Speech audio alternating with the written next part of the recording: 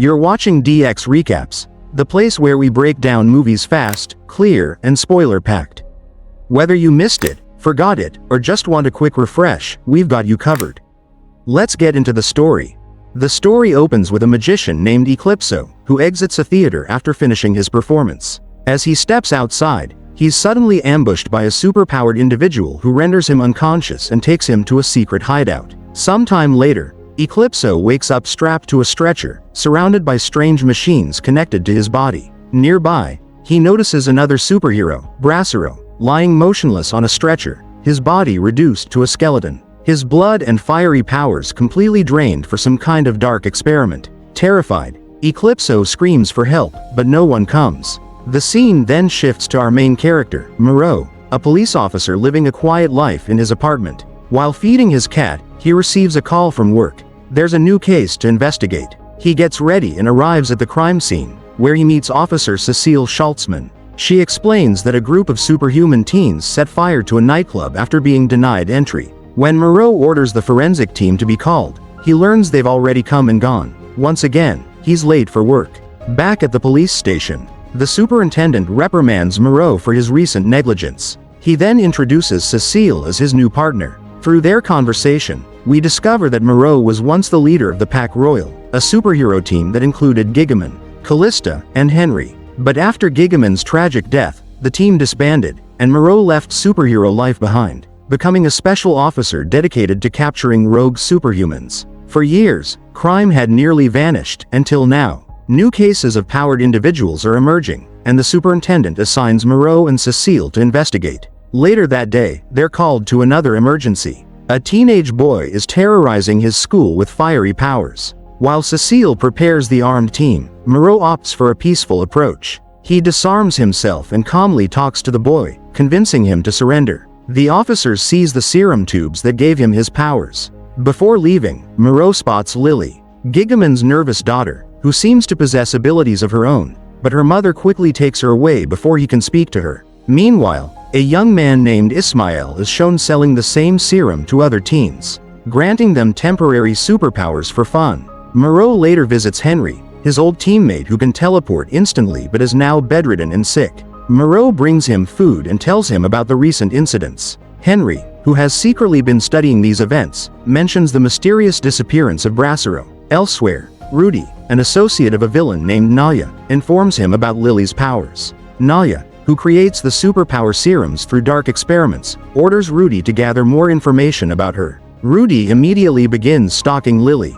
At the police station, Henry calls Maro with new intel. Brasero had been released from prison, was working at a restaurant in Paris, and had joined a volleyball club run by Callista. The scene then cuts to Callista coaching her students. She notices one student acting oddly and has a vision of him being beaten. Using her future seeing ability, she warns him to stay out of trouble. Moments later, Maro visits her, asking for her help in finding whoever is behind the illegal serums, but Callista coldly refuses. Soon after, Maro and Cecile visit a medical lab, where the forensic expert shows them a corpse with a tattoo. Maro recognizes it as Brasero's body, completely drained of blood. He realizes someone is using superhero blood to make the super serum. To track the source, they begin investigating those involved in buying and selling it. They head to a hospital to question Amin, one of the teens involved in the nightclub fire. He's reluctant at first, but when Cecile intimidates him, he finally confesses that Ismail sold him the serum.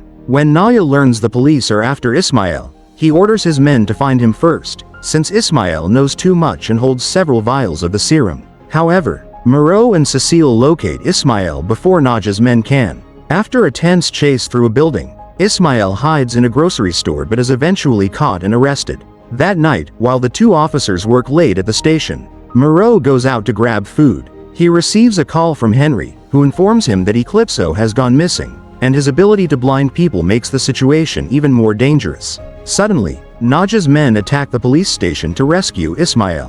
When Maro rushes back, he finds chaos. All the inspectors are blind, revealing that Naja's men have already extracted Eclipso's blood and weaponized it. Maro moves upstairs and finds Cecile blinded and pushed from the top floor. In a desperate attempt to save her, he reaches out and grabs her, and to his shock, she floats in midair instead of falling. This moment reveals the truth. Maro himself is a superhero. capable of manipulating gravity and making objects or people float. It turns out he discovered these powers long ago, back when he worked with Pac Royal. Meanwhile, Ismail is brought before Naya, who orders his men to kill him. Desperate to save himself, Ismail reveals that he's seen another superhero, Maro. But before he can say more, the gang executes him. Following this, Naya orders his men to abduct Maro and bring him to his hideout. Later, one of Naja's henchmen arrives at Callista's school and persuades her students to inhale a new version of the serum. Some of them agree, but as soon as they inhale it, they collapse and die instantly. Horrified, the henchman immediately contacts Naya and informs him that the new serum has failed the test. Meanwhile, Lily's mother arrives at the police station in tears, telling Maro that her daughter has gone missing. It turns out Naya has kidnapped Lily and plans to use her blood to create a powerful new super serum. Hearing this, Maro rushes to Lily's apartment, hoping to find some clues about her whereabouts. There, he runs into Callista, who informs him about the tragic deaths of her students after using the serum. Now that she finally understands the seriousness of the situation, Callista offers to help him. However, Maro refuses her help and tells her to leave,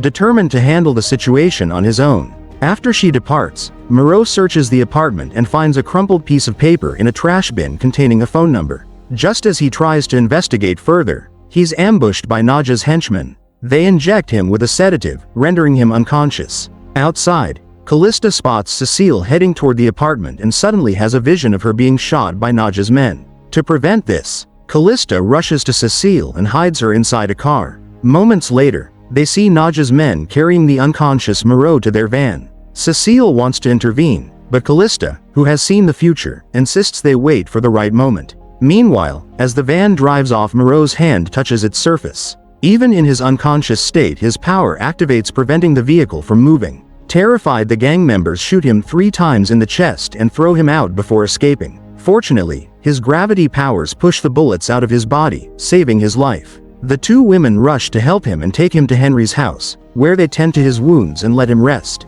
Later, while talking, Cecile asks about Maro's true identity. Callista and Henry reveal that they first met him during one of their missions as part of the superhero group, Pac Royal. Their leader, Gigaman, had been so impressed by Maro's gravity powers that he invited him to join the team. Together with Callista and Henry, they completed several successful missions. However, during one mission, Maro failed to control his powers properly, leading to Gigaman's death. Overcome with guilt, Maro quit the team and chose to live as an ordinary man. After this revelation, Cecile hands over the phone number she found in Maro's pocket. Henry traces it on his computer and discovers that it belongs to a psychologist named Elizabeth, who specializes in superhuman behavior. They soon realize that Elizabeth has been secretly working with Naya, exposing her superpowered clients so that Naya can use their blood for his experiments. To confirm this, Henry visits Elizabeth's clinic, pretending to be sick, and plants a hidden microphone in her office. From there, he begins listening to her conversations, while Callista follows her in person.